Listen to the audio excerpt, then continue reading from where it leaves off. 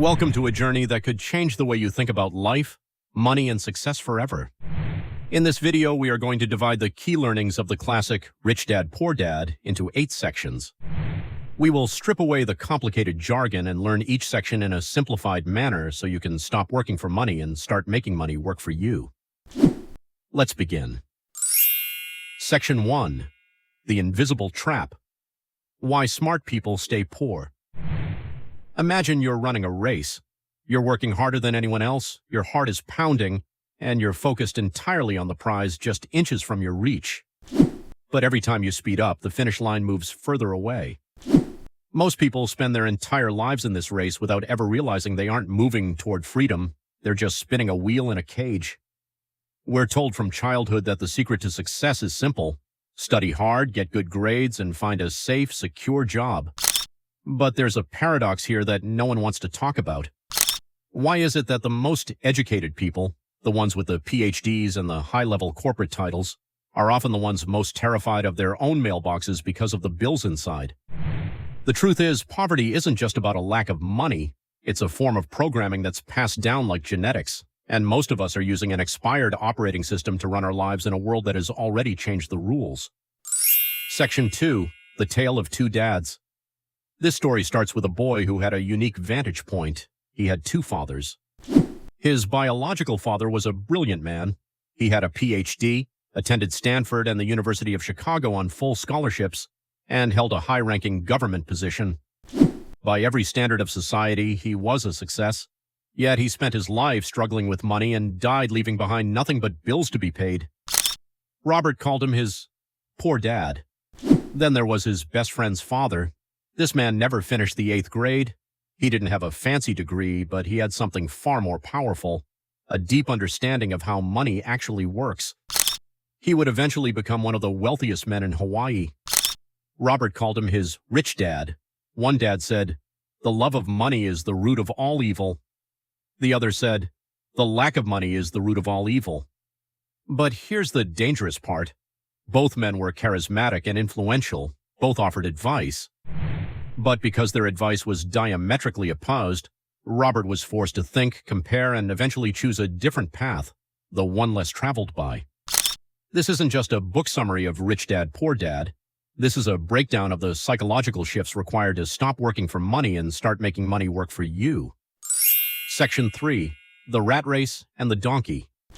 Rich Dad's first and most important lesson was simple. The rich don't work for money. To explain this, he used the story of a man and his donkey. To make the donkey move, the man would dangle a carrot in front of its eyes.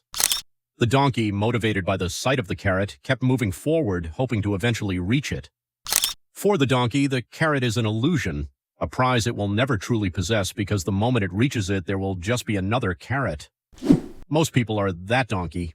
They are controlled by 2 primary emotions, fear and greed. First, the fear of being without money motivates them to work hard. Then, once they get that paycheck, greed or desire starts them thinking about all the beautiful things money can buy. The new car, the bigger house, the toys to impress the neighbors. Rich Dad called this the rat race.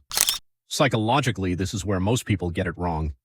They think that if they just earn more money, the fear will go away. But money can't soothe a soul troubled by fear and desire. In fact, the more money some people make, the more fear they have. Fear of losing the big house, the high life, and the status. If you want to escape, you have to use the power of the mirror. This is the Japanese power of self-knowledge. Most people fail to look in the mirror and ask, does this daily grind actually make sense? They just conform. They do what everyone else is doing because they fear being different or being judged. Takeaway. Insight. A job is a short-term solution to a long-term problem. If you're working for a paycheck, you've given the power to your employer. When money works for you, you keep the power and control. Section 4. The Invisible Prison. Assets versus liabilities. If you want to be rich, this is the only rule you ever need to know. It sounds, keep it simple, stupid, kiss, but most people have no idea how profound it is. Rule number 1. You must know the difference between an asset and a liability, and buy assets. The world defines these terms with complicated jargon that confuses the average person.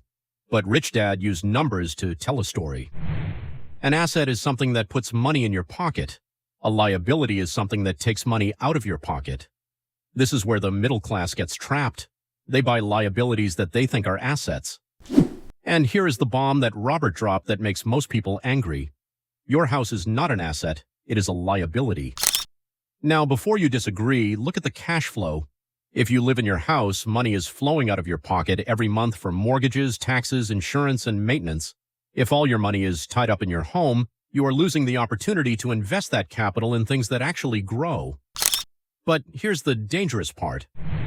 People justify buying expensive cars and big homes as investments, while they think the stock market is too risky. They are willing to accept a guaranteed loss of value on a BMW, but are terrified of a potential 2% fluctuation in a stock portfolio. The rich focus on their asset columns, stocks, bonds, real estate, and intellectual property. The poor and middle class focus on their income statements. They care about how much they earn per hour, but the rich care about how much they keep and how hard that money works for them while they sleep.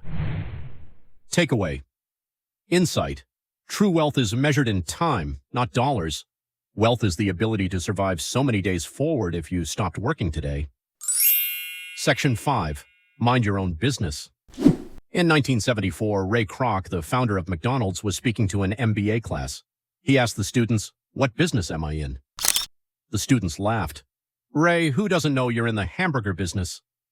Ray chuckled and said, "I'm not in the hamburger business. My business is real estate." Ray knew that the primary focus of his company was the land under the franchises. Today, McDonald's is the largest single owner of real estate in the world.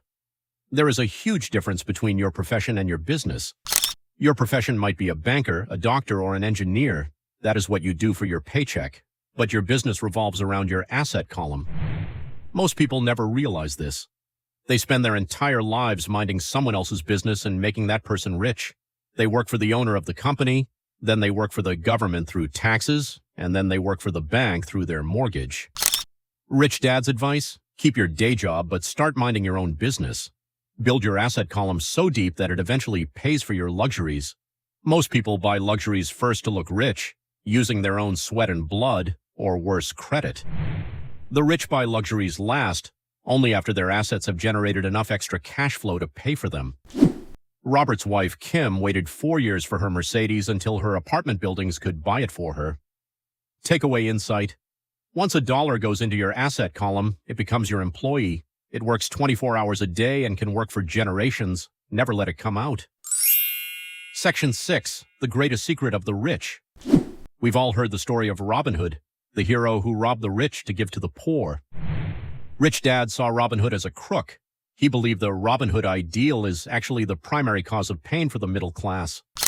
Originally, there were no permanent income taxes in England or America. They were only introduced to punish the rich. The masses voted for them because they thought the money would only come from the wealthy. But the government's appetite for money is insatiable. Eventually, the taxes trickle down to the middle class and the poor. The twist? The rich don't actually pay those taxes. They use the power of corporations. A corporation isn't a big building, it's just a legal document, a folder in an attorney's office. But it gives the rich a massive advantage. An employee earns money, gets taxed, and tries to live on what's left. A business owner with a corporation earns money, spends everything they can on expenses, like company cars, meals, and travel, and then is only taxed on what is left. It's like the difference between someone walking and someone flying. Section 7. Overcoming the 5 obstacles. You can be financially literate and still fail. Why? Because of 5 psychological roadblocks: fear, cynicism, laziness, bad habits, and arrogance. The primary difference between a rich person and a poor person is how they manage fear. Everyone is afraid of losing money, but the poor are so afraid of losing that they lose. They play it safe and stay small. Winners, on the other hand, are inspired by failure. They know that you learn to ride a bike by falling down. Then there's laziness. But it's not the laziness of doing nothing. It's the laziness of staying too busy. People stay busy at work to avoid facing their crumbling finances or their failing health.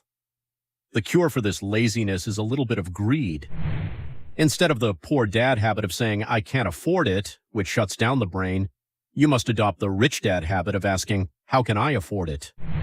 This question puts the brain to work. It forces you to think, to create, and to exercise the most powerful computer in the world, your mind. Takeaway. Insight.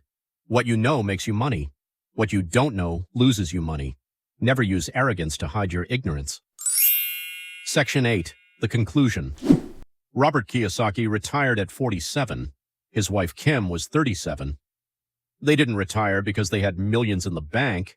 They retired because their assets grew large enough to grow by themselves. It's like planting a tree. You water it for years, and then one day its roots are deep enough that it provides shade for your enjoyment without you needing to do a thing.